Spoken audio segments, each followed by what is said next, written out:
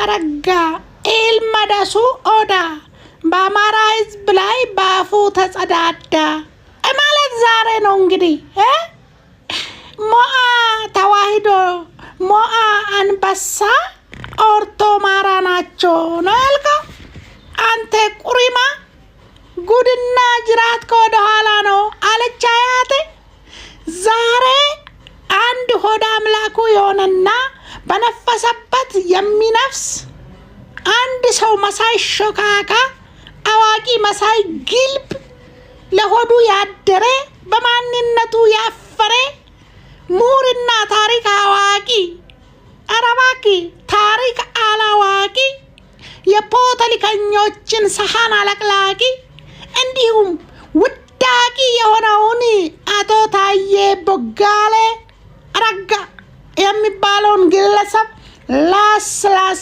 እናደርገዋለን። እናንተ ሁላችሁም ዛሬ እስኪ እቺን ሎሚ ሚዲያን ጫን በሉና ያዙና ሰንድ እያረጋችሁ ለበርካታ ኢትዮጵያውያን እንዲደርስ አድርጉ። ይህ መረጃ በጣም ወሳኝ መረጃ ነው። ለሁሉም እንዲደርስ አድርጉ። እንዴ አንተ አቶ ታዬ አንተ ምሁሩ አንተ ቁሪማ ፋራ ድልብ ማይም አንተም ብሎ ደግሞ አዋቂ የታሪክ ተመራማሪ አረባቂ መራራ እውነት የሚል መጽሐፍ ጻፍኩ ብለህ እንደዚህ ቂዘንህን ትቀዝናለህ ህዝብ ላይ አናቂም እንዴ አንተ ስማ ኦሮሞነትን ጠልተህ አማራ ላይ ተጣብቀህ የኢትዮጵያን ህዝብ በተለያየ ነገር እየሰበክ ገንዘብ ስትሰበስብበት ቆየህ አሁን ደግሞ ገና እግርህ አሜሪካን ሀገር ከመርገጡ አሜሪካን ሀገር ገና ከመድረስ ፍየል ከመድረሷ ቅጠል መበጠሷ አለች አያቴ ግን የምትለይ ነገሮች በሙሉ ጠቅላላ እውነት ናቸው። አንተ አሜሪካን ሀገር ስለገባህ በአማራ ህዝብ ተንጠልጥለ ኖረህ አማራ ህዝብ አኑሮህ አብልቶ አጠጥቶ እዚህ ስላደረሰህና እንደምንም ብሎ ወደ ውጭ ሀገር ስለሸኘህ ተገልብጠህ እንደገና እንዴ አሜሪካን ሀገር ሄድከ እዛ ከደረስክ በኋላ እንደ ማንኛውም ፖለቲከኞች እንደ ማንኛውም ምንድን ነው የሚባለው ዲስኩር የሚደሰኩሩት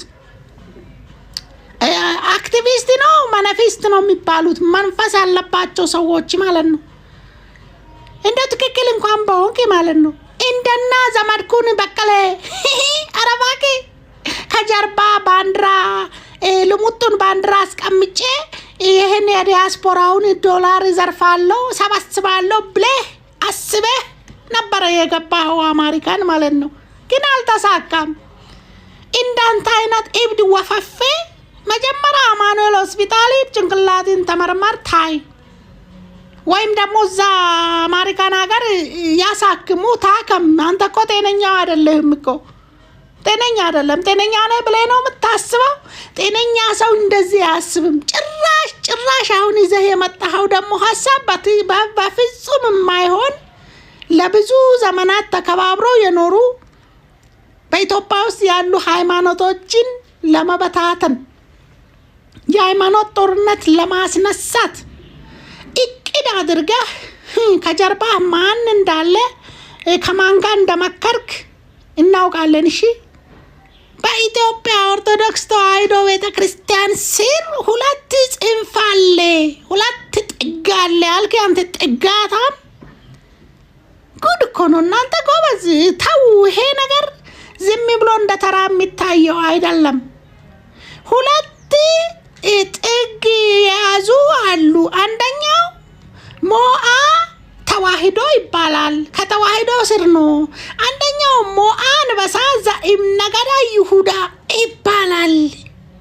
ስለዚህ ይሄ ሁለቱም ማቀነቅነው ሃይማኖት ላይ ነው። ስለዚህ እንትኑ ይሄ የተነሳበት መንገድ አልተመቸኝም አንድ ሚስጥር ልንገራቸው አልክ እንጂ ደግሞ እንደ አዋቂ ምን እንደምሁርም ያረጋል። አንተ ድልብ መሀይም ደንቆሮ አይታል እኮ ነው።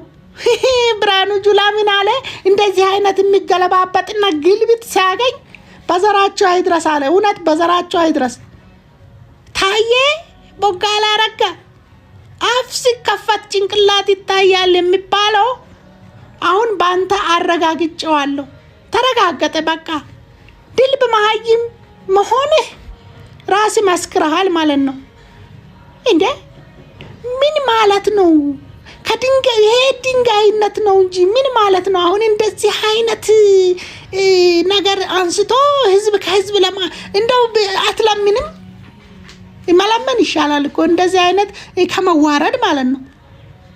አሜሪካን ሀገር ገብቻለሁ ብለህ በአማራ ትከሻ ኖረህ ስትዘርፍ ዲስኩር ስትደሰኩር ቆይተህ አሁን ደግሞ ሞዓ ተዋሂዶና ሞዓ አንበሳ ዘምነገደ ይሁዳ የሚለው እና አሁን ያለው ትግል የፋኖ ትግል ሽፋን ነው።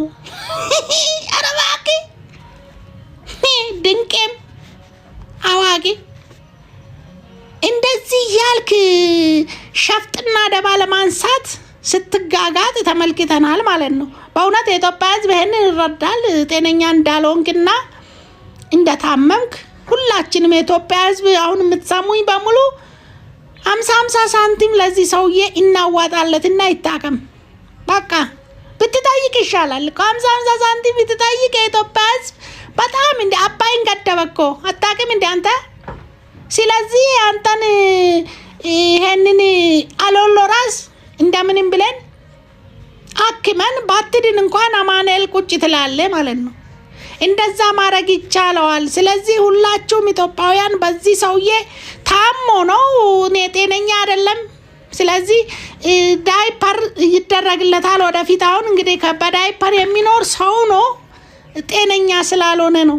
ስለዚህ ሞዓ ተዋሂዶ እና ሞዓ አንበሳ ከፋኖ ጋር ይገናኛሉ ያልከው ስህተት ነው። በመጀመሪያ ማለት ነው የማይባል ነገር ነው፣ የማይነሳ ነገር ነው እያነሳ ያለው። መረጃም የለህም ደግሞ ማስረጃ የለህም። ዝም ብለህ አጋጣሚውን አግኝተህ በአፍህ የምትጸዳዳ ሰውየው እንደሆንክ ብዙ ነገሮች ይመሰክሩብሃል ማለት ነው።